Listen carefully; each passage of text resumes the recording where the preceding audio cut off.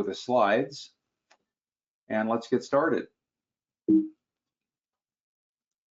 Let me begin by asking what I think you'll agree is a fairly provocative question.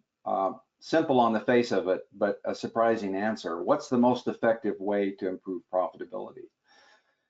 I think what comes to mind for many of us are some of the obvious answers like, well, if we had more efficient workflow, or if we could reduce our staffing a little bit, or if we would be more successful in business development, wouldn't those things all improve profit? Answer, yes, but there's a more interesting way to look at this. This is a study done by McKinsey some years ago that looks at the 4 different levers that we can pull in effect to improve our profits. So the first is we can improve our fixed costs. That's pretty difficult. That's rent, that's utilities. The second is variable costs. This one we're familiar with. For us in professional services, this is staffing mostly. Volume is new business. And then finally, pricing. So if we improve our abilities in each of these areas, does it improve profit? Yes, it does. I'm going to show you the figures. A 1% improvement in fixed costs, for example, will improve your profit by 3%. A 1% improvement in variable costs, in other words, staff reduction, will improve profits by 4%. New business is even more effective. A 1% increase in new business helps by 7%. But now let's look at pricing. A 1% improvement in pricing will improve profit by 11%. There's nothing as powerful in improving our margins as improving our pricing. Yet, I submit it's the very last thing we think of or may not consider it at all.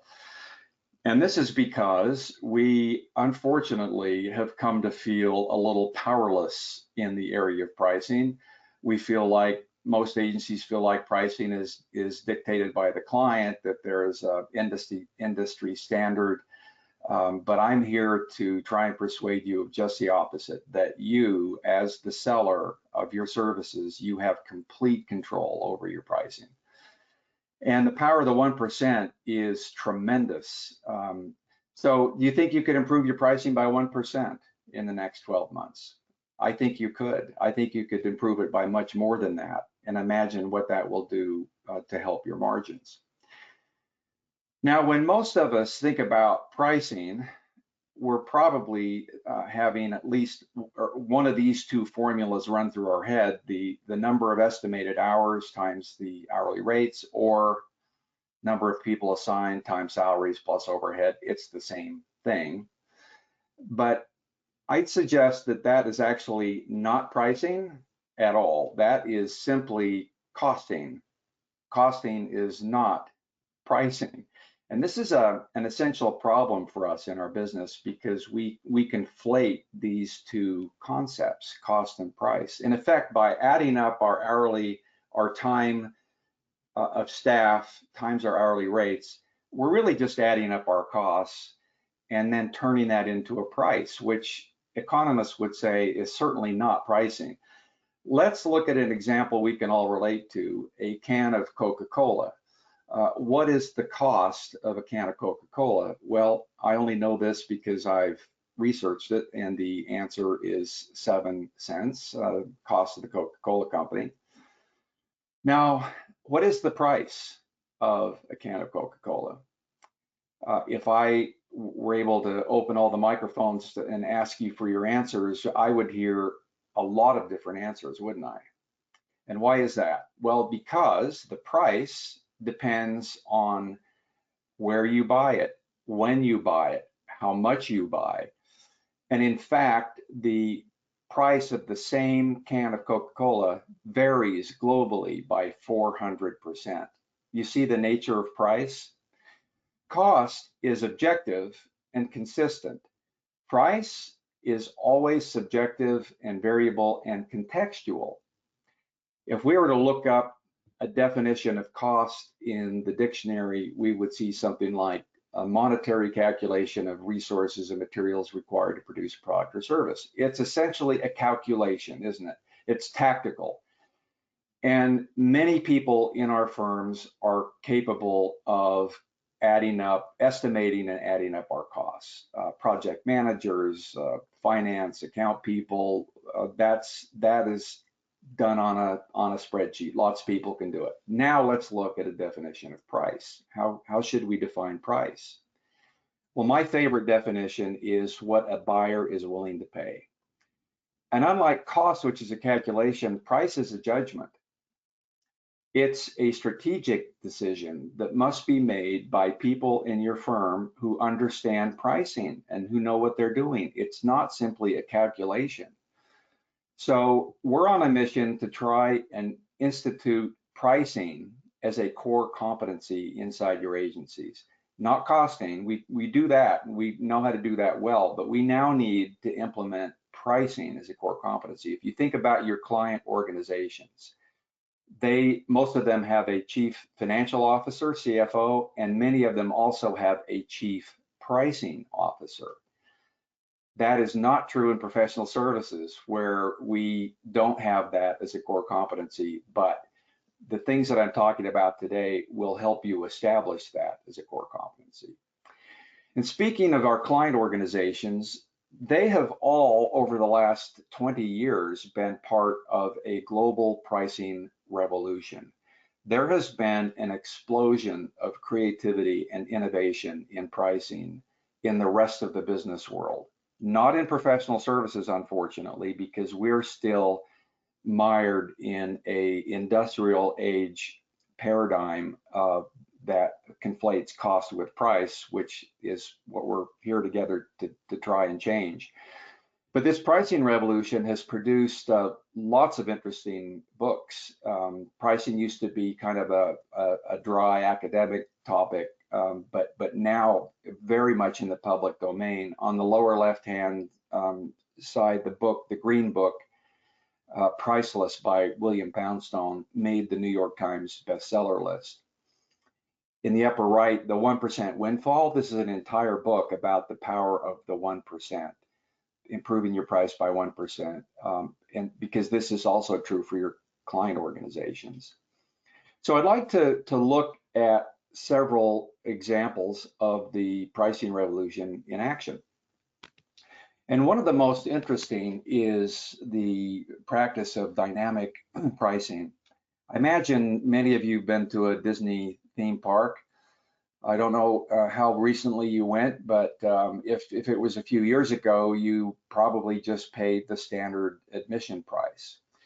If you're to go today, you would see a digital reader board, and the price of entry is constantly changing throughout the day. Different this morning than it will be this afternoon. What is that? Well, that's dynamic pricing. The price changes based on a number of factors: weather, time of day, time of week, how crowded the park is. Now, can you think of other types of businesses that use dynamic pricing? Airlines. They invented it. Delta Airlines invented it in the late 1990s, and it was soon adopted by hotels, and now is making its way into a chain of cinemas in Australia. Parking meters on the streets of San Francisco and Lafayette, Louisiana. Sports teams have been using dynamic pricing to price every seat in the stadium slightly differently to help them fill the stadium. So this is dynamic pricing. Congestion pricing, another example. This is the idea that we pay more for electric power during peak periods. We pay more for tolls during rush hour in cities like London and Stockholm. And then Uber's famous surge pricing, all examples of congestion pricing. Another interesting and important part of the pricing revolution, two-part pricing. Now, as we go through these examples, I'd like to invite you to be thinking in the back of your minds, could any of these techniques apply to us, to agencies? And the answer to that, by the way, is yes. We now have examples of all of these pricing methodologies being used by agencies, and I'm actually going to be showing you several examples. Two-part pricing was invented by an American named King Gillette, who invented the safety razor more than 100 years ago. His idea was to price the razor inexpensively and then charge a lot for the blades. This is the 99 euro printer with the 400 euro cartridges. You know, you've all had that experience. The fairly inexpensive Nespresso machine, and then the very expensive pod. So two-part pricing. Subscription pricing is one of the most important, not so new, but emerging strongly pricing methodology. This is the idea that we no longer buy software, do we? We subscribe to software. We used to buy it. It was on a CD in a shrink wrap box, but now we simply license it. We subscribe to the software. You can subscribe now to lots of different things that go way beyond the concept of Netflix or software. You can subscribe to financial planning at Charles Schwab. You can subscribe to a Volvo. You can subscribe to a BMW. So this is the idea of not buying the car, not leasing the car, and not even renting the car. You are subscribing. You become a Volvo subscriber so that you have the ability to select a different model and at different levels of subscription, offering different services and options. So there's an argument among economists currently that the entire global economy is moving towards subscription-based economy, that in the future, we as consumers will subscribe to virtually everything. You'll eventually subscribe to your refrigerator. So that's an interesting concept, and there are examples inside agencies now I'm going to show you. Pay now, use later is an interesting new approach, and this is the idea where we pay for a service up front, but it will take us a while to actually use it. We load up credits on our Starbucks app, but it will take us several weeks or months to use the credits. So there are many more examples of these modern pricing practices. And as I say, we now have examples of agencies using most of these, if not all. But what I want to do in the time we have together is share with you 7 main ways that you can start transforming your pricing and remuneration approaches starting tomorrow. These are all, some are easier than others, but they're all practical, and they're all things that you and your management teams can embrace immediately.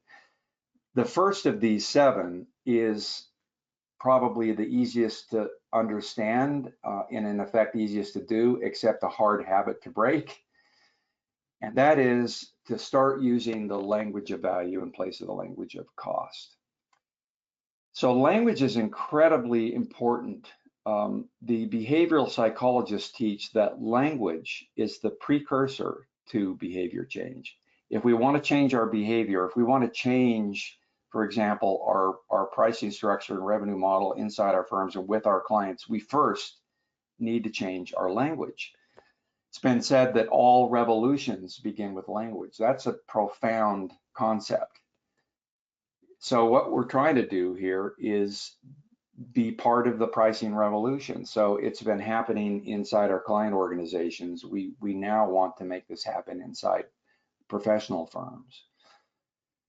And so the problem we have is that almost all the words that we use in discussions with clients when it comes to pricing and remuneration, it could be categorized as the language of cost.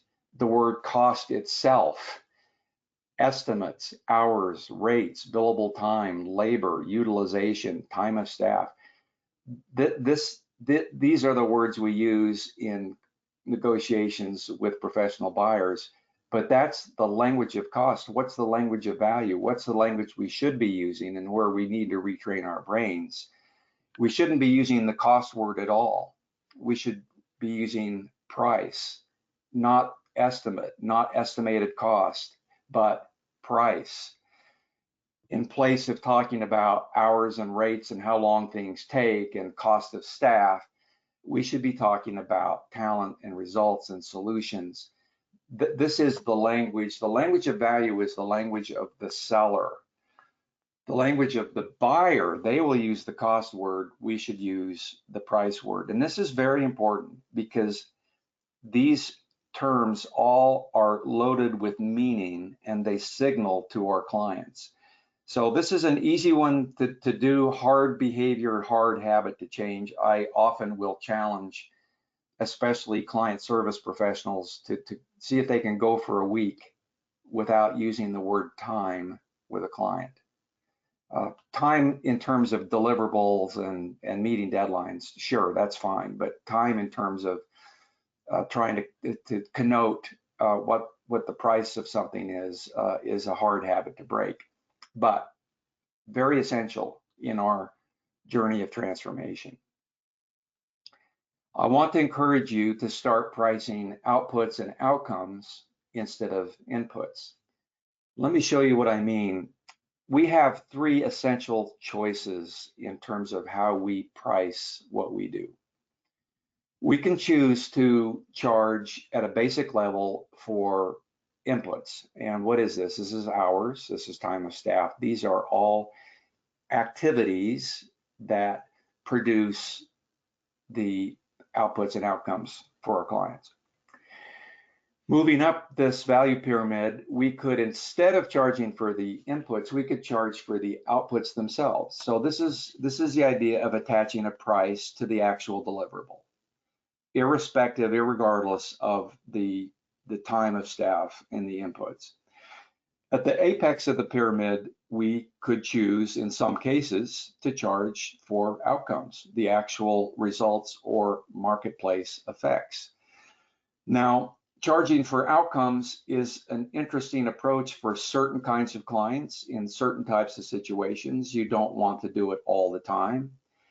And one of the areas of confusion, I think, when we talk about value-based pricing, I think a lot of professionals think that what we mean by that is charging for performance or charging for outcomes. Well, that is a version of value-led pricing. It's a version of it, but it's not the same. It doesn't mean we would always do that. Let me give you an example from outside our business. This is from Hollywood, the young Tom Hanks being cast in the role of Forrest Gump. So this is before Tom is a megastar. He's fairly well known, but he's not the great star that he is today. So the producer of Forrest Gump offered Tom 3 different options for how he could get paid to star in this film. Producer said, look, we could pay you for your time on set. We could keep track of that, and we'd give you a very, very healthy hourly rate. Or we could pay you a fixed fee of $50 million. That's pretty good money. Or we would be willing to pay you a % of the box office revenues. And which of these 3 offers do you think Tom Hanks chose? Yes, he chose % of box office wisely. And that is in fact how almost every major star is paid today. They're given basically skin in the game. So it's a pretty brilliant approach for getting the very best performance possible from an actor. Both parties are incented to make a successful film. But this illustrates the 3 choices that we have when we sell, and choices that we can offer to clients when we're presenting compensation agreements. Let's look at each one of them in agency context. So inputs. These are in effect buckets of hours, aren't they? so many hours of client service, so many hours of account planning, so many hours of creative, and we're going to keep track on timesheets. And when these hours are gone, they're gone. Well, now part of the reason, I would say maybe the main reason we do inputs so much of the time is because it's easy. It's easy. You can add it up on a spreadsheet. It looks precise, but I would submit it's precisely wrong because it is not what your clients are buying. Your clients are at the very least buying not your activities and efforts. They're buying the outputs themselves, aren't they? They're buying the work product that the inputs produce.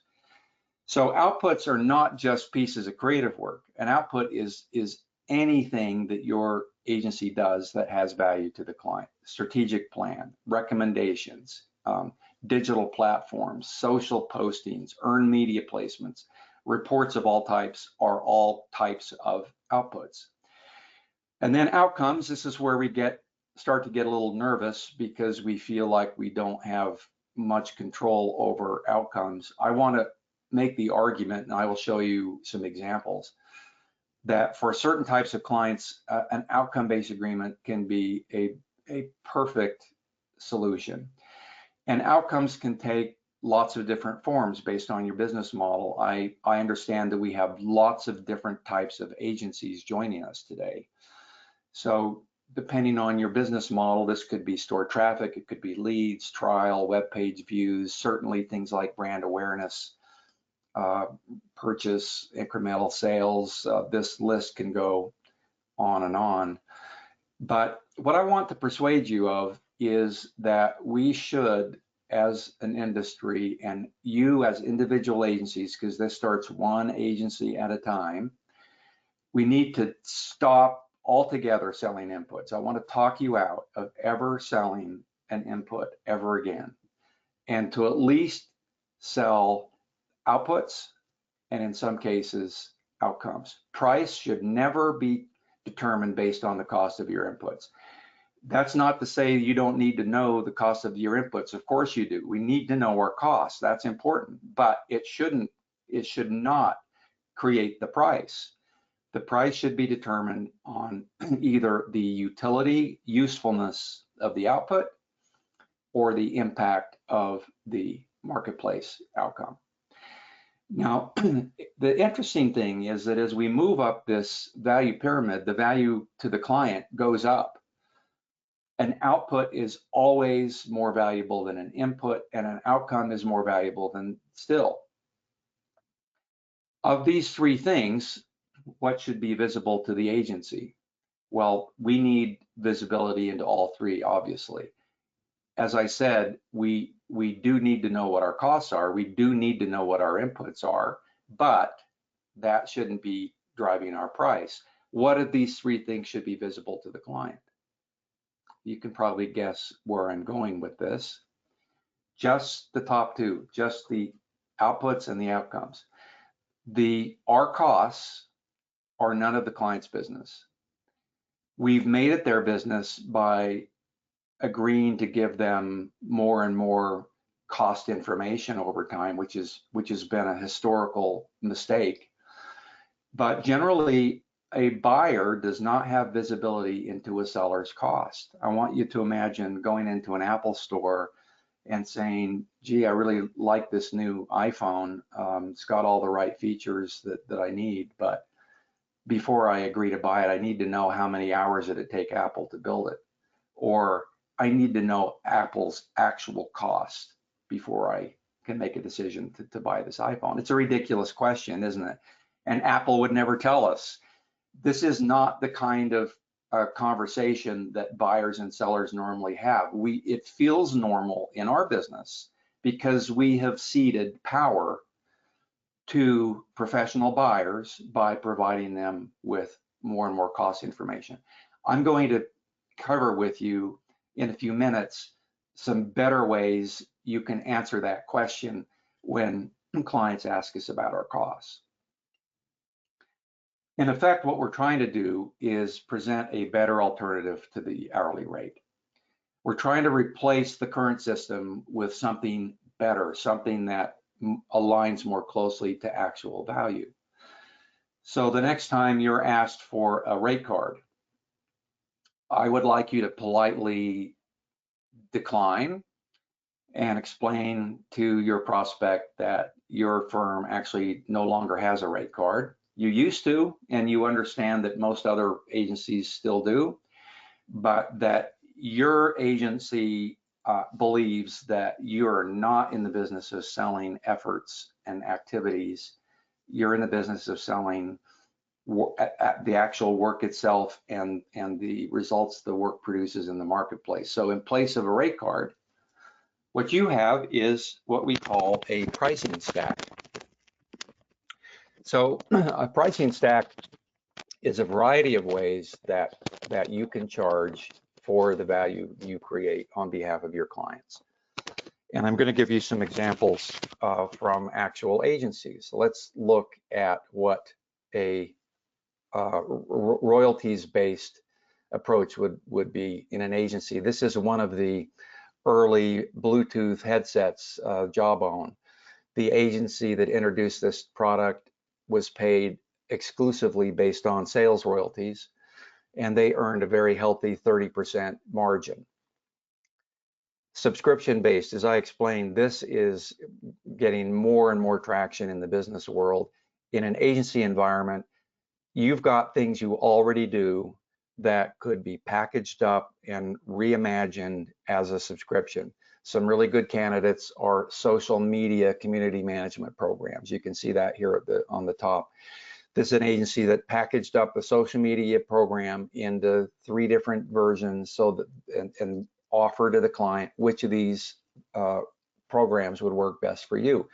Things like analytics reporting, performance dashboards, perfect candidates for packaging up and selling via subscription. So rather than, yeah, we're going to do your analytics work and reports based on hours, you offer it as a program based on subscription. So I'm not saying that you can at this point take literally everything you do and sell it as a subscription, but you can take large parts of what you do and sell as a subscription, because part of what we're trying to do here is introduce new revenue streams, different ways of getting paid. Dynamic pricing, what does that look like inside a client organization, inside an agency? This is the idea that we get paid a different price based on external variables. In this case, this is a London-based agency with a CRM program where as the time decreases to deliver the program, the price increases. So that's dynamic pricing. What about usage-based? So this is a close cousin to subscription-based. This is taking a program that or a service that you've been doing and reimagining it. So this is Weber Shandwick, the global PR firm, who had been doing crisis communications training for their clients for many, many years. They decided that this was an opportunity to package up a crisis communications program and license it to their clients. So they did that. They named it Firebell. They show their clients exactly what they get for various levels of licensing fees. And this becomes recurring revenues that is an interesting way to generate revenue for your firm. Equity, here we have to be careful, especially with startups, but in certain circumstances, taking a portion of your remuneration as equity can be a really interesting idea. And there are some agencies that I've met over the years that actively pursue equity. They want to have a discussion with their clients about it because they believe in the alignment of economic incentives. Output-based, so we talked about this on the pyramid. This is the idea of saying we no longer charge by the input, we now charge by the output. And this is a California agency that you can see on their website front and center. They say we stop tracking hours and instead focus on the deliverable instead.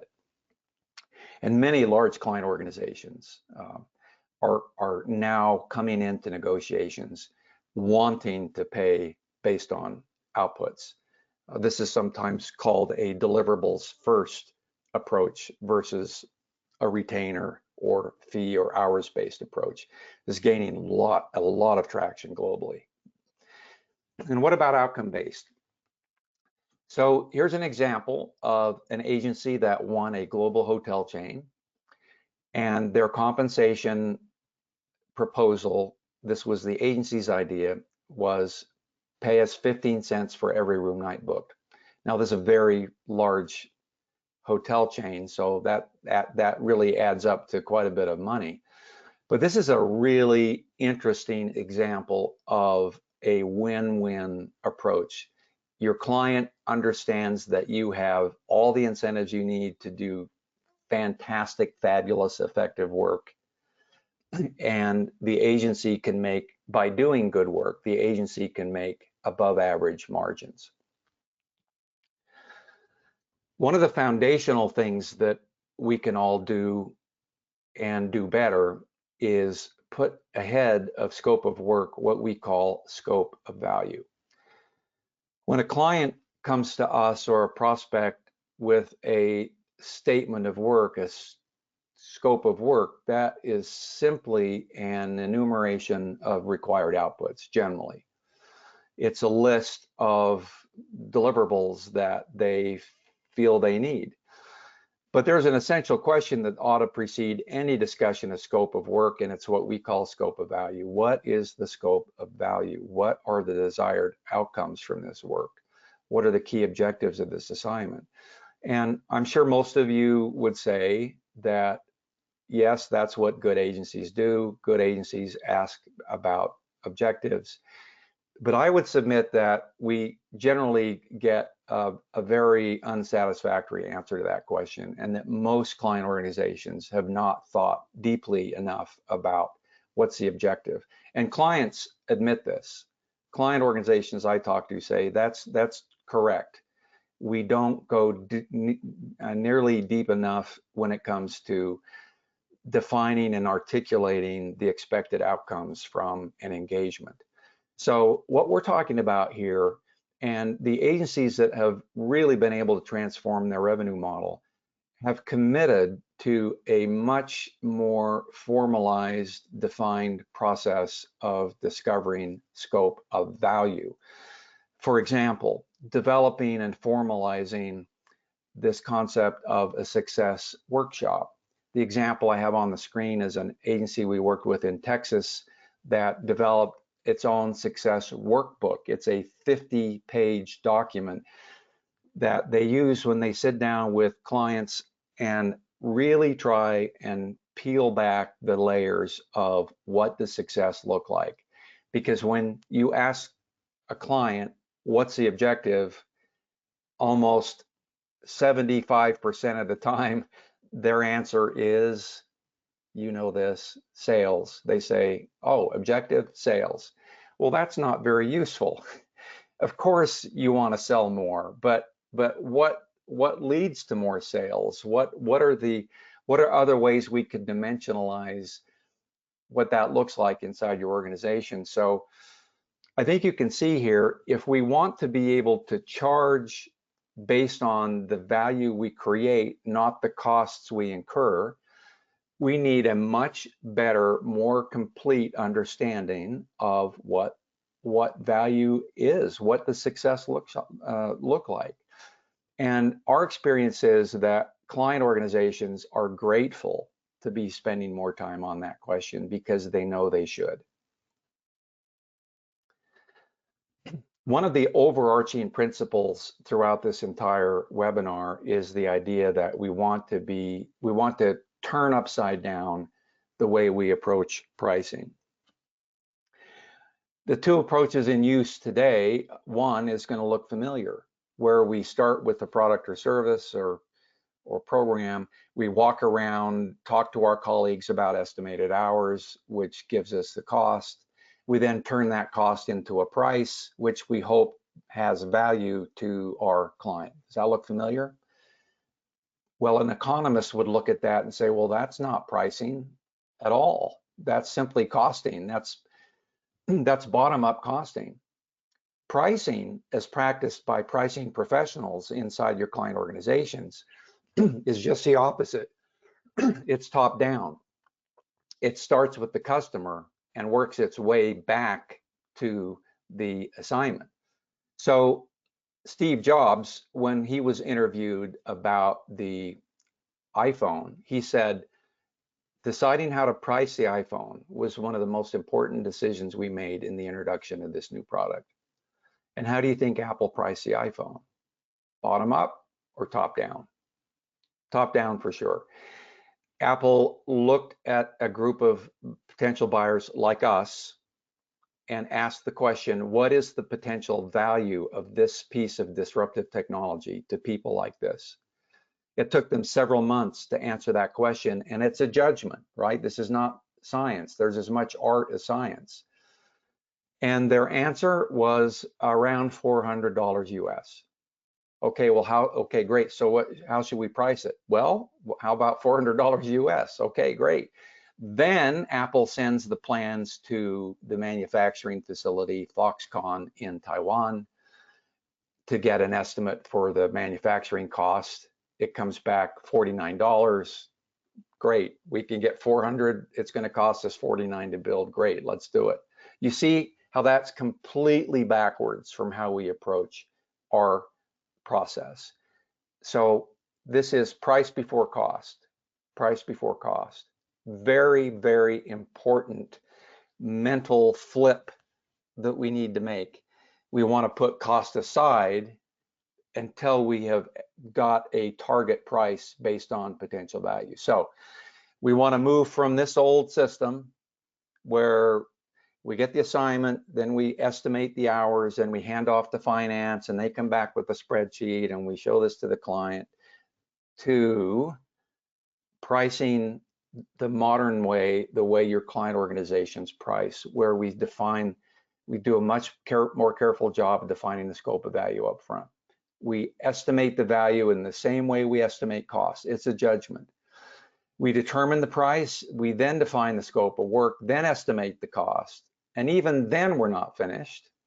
Then we want to do what I would like to cover with you next, and that is we want to present to our client options.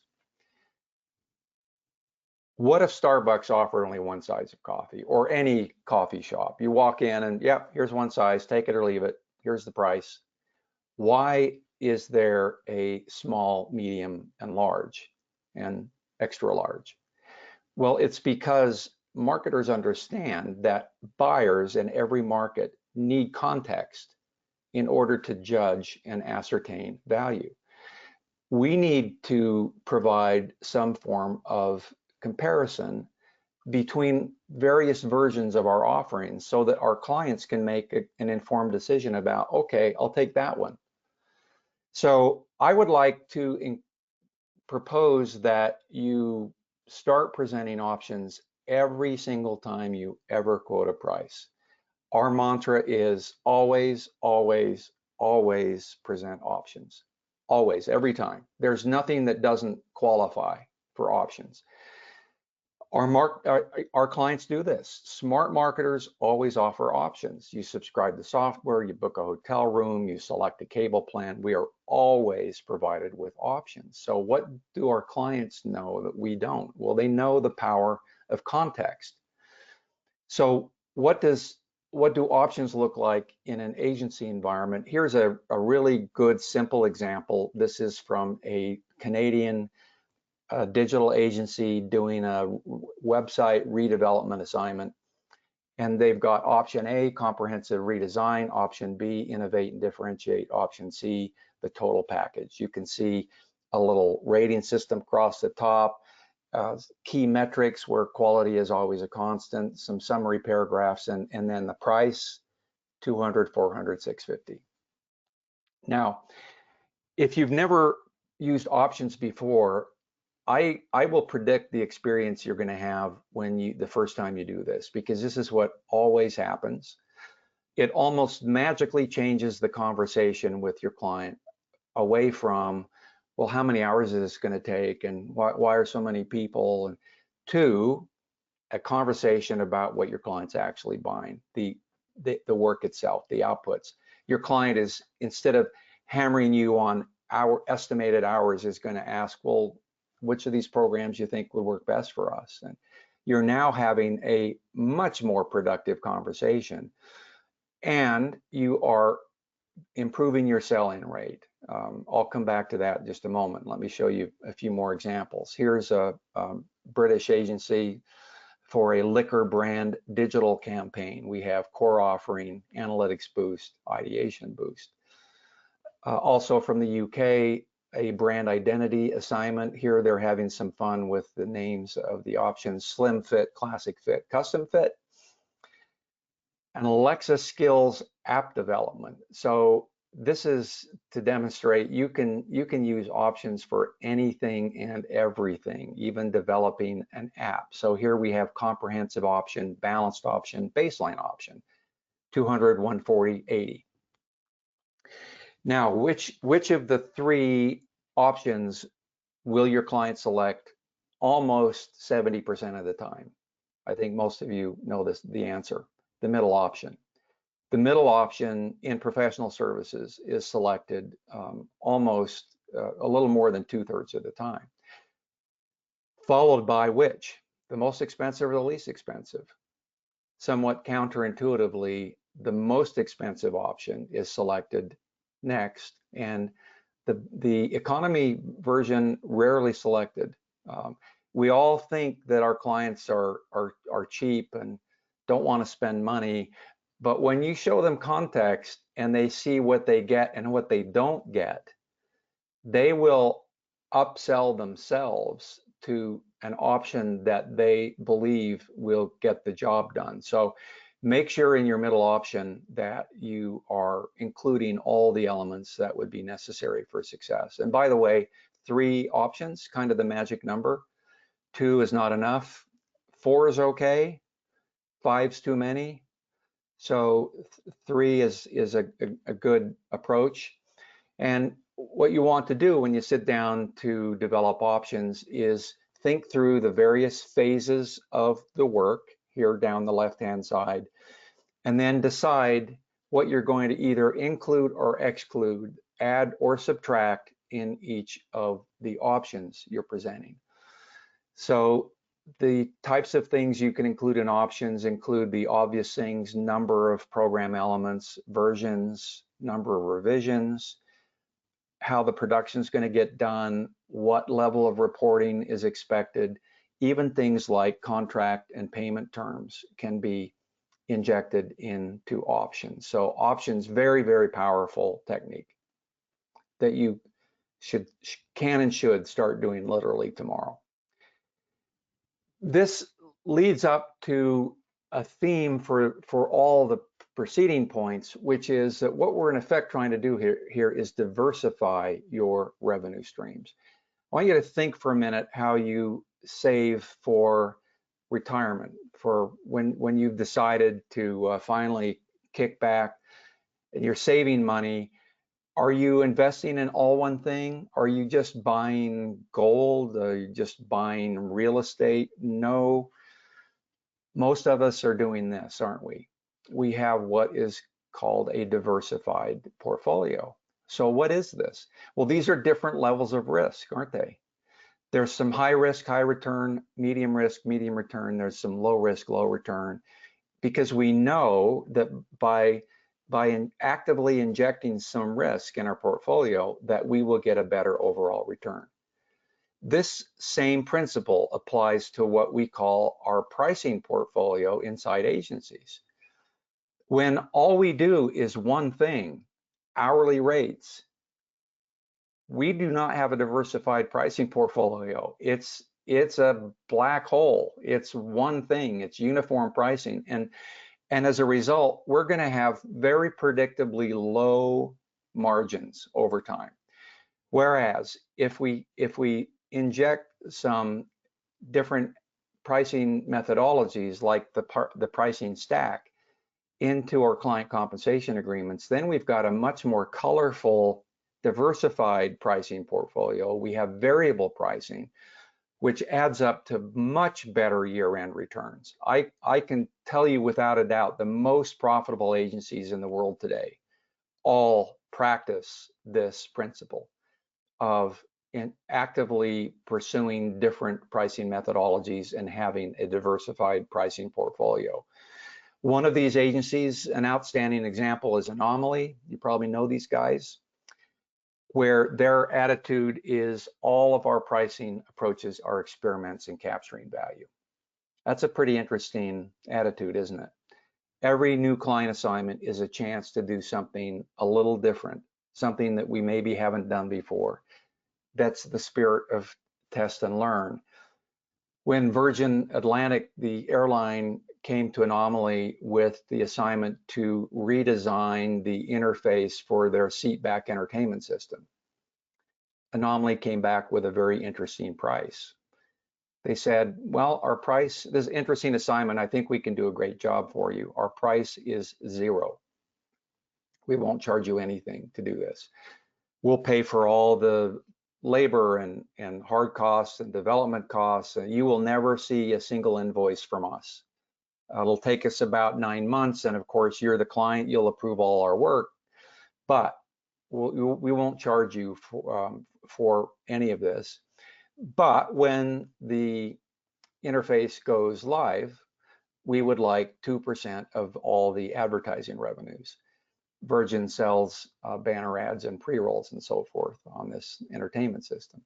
And Virgin thought that was a really interesting idea, and so they did. And in the first year, Anomaly earned what I understand were close to 40% margins over their costs. So that worked out pretty well. But now imagine what year 2 looked like in terms of profit margins. So the work is essentially done. They're now collecting these share of advertising revenues. Well, that would be about 100% margin. Would you like a slice of your pricing portfolio labeled 100%? And can you see how that would give you a little more self-confidence to engage in some more experimentation in these other segments of your pricing portfolio? So part of what's running through your minds, I'm sure, is, well, this is really interesting, and we feel like we can and probably should do most of the things you're talking about today, but it also means dealing with clients who have deeply ingrained attitudes and habits. So how do we deal effectively with professional buyers, procurement in particular? So I just want to address that by reminding you that there are actually 3 different types of buyers involved in every single hiring decision when we're in a pitch or we're in a review for an assignment. There's the economic buyer. This is the person that actually has the budget, that can write the check, the person that actually can make the decision to hire you. For us, most of the time, this is the chief marketing officer or the head marketing person inside a client company. There's the user buyer. This is the person that we, or people that we would interface with on a regular basis once we get the business. So they have a voice in the decision. And then there's the technical buyer. And who's this? Well, this is procurement. What's their role? Their role is to follow the purchasing guidelines of the company.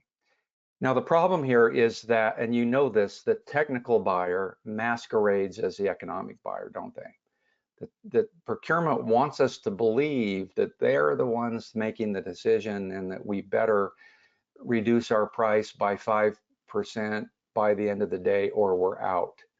Well, that's just not true. They do not have the ability or the power or the responsibility to decide if you're in or out. That's up to the economic buyer. That's up to their internal client. So dealing with procurement is a fine art. The best book I've ever read on the topic is Reed Holden's book, Negotiating with Backbone. And the theme of Reed's work is this. He says, instead of just reacting to what you see and hear during a negotiation, First, analyze it from the standpoint of being in a game. You're not supposed to take all of it seriously. Yet we, as people who generally have not studied pricing and have not studied procurement techniques, we're very easy prey for professional buyers. They can use a whole set of techniques on us that actually can be quite effective because we believe everything they're telling us, that we think it's all true. If you study procurement at university, because you can get a degree, you can get a doctorate in strategic sourcing. One of the very first foundational courses you will take is game theory. Game theory. So they're literally playing poker with the sellers that they deal with. So we've got to be much more sophisticated about understanding this game and being willing to push back, knowing that that we can change the conversation. When we're given this big obnoxious spreadsheet where procurement's just asking us to fill in the blanks, just give us your hourly rates, and I would like to encourage you to politely say no. Not just no, but yes, no, yes. This is the Harvard Business School negotiation course inspired by the work of Bill Ury, the book Power of a Positive No, in which we begin with a yes. Yes, we understand why you're asking for this spreadsheet, because that's how a lot of agencies are evaluated today, and we know that a lot of agencies are willing to provide this information to you. So we understand why you're asking. And then comes our no, but that's not how our firm defines and sells value. We're different. And then our yes. So here's what we think would work actually better than that, even better for both parties. And we come back with an answer like this. Unlike most other agencies, we don't operate within a time-based remuneration model. Instead, we provide a variety of approaches based on the value we create, not the costs we incur. We believe that our clients, as marketing decision makers accountable for business performance, should care less about how many hours it takes us to do something and more about what we're ultimately delivering. This means instead of tracking hours and staffing plans, we devote our attention to tracking the outputs and outcomes we create on behalf of your brand. We recognize our model differs from the guidelines set forth in your RFP, and we'd be happy to discuss our approach in more detail as a next step in your process.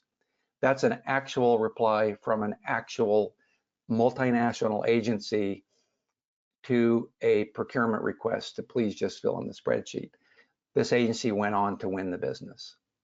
And that is the story that I hear time after time after time, how surprised most agencies are when they present an alternative approach like this to procurement, that it actually makes the client more interested in talking with you, not less. It increases your odds of winning the business because it differentiates you from all the other agencies who don't have the insight to change the conversation. So I'll just pause here and remind you to, if you have questions, please go ahead and submit them in writing, because in just a minute here, we're going to stop and take your questions. So I've mentioned Anomaly a few minutes ago, and I want to play back a conversation that Jason Deland, one of the founding partners of Anomaly, had with a prospective client recently.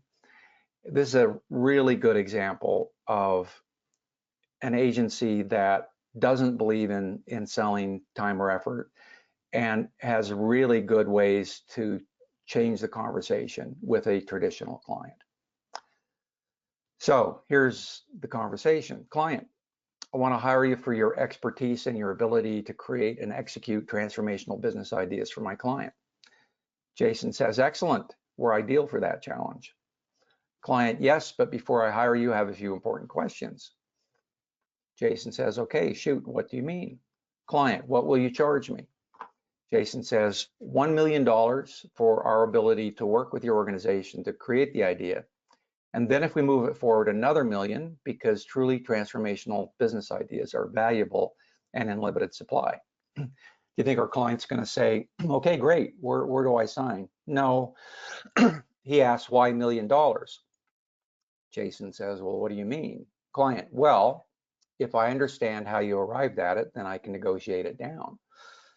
Jason says, but I don't want you to negotiate it down. That's money out of my pocket. Client, yes, but it's a privilege to work on my brand and you'll get lots more business from it. Have you ever heard that one? Yes, we've all heard that many times. Well, Jason says, I will. Can you guarantee that? Client, no, but I still need to know how you got to your price.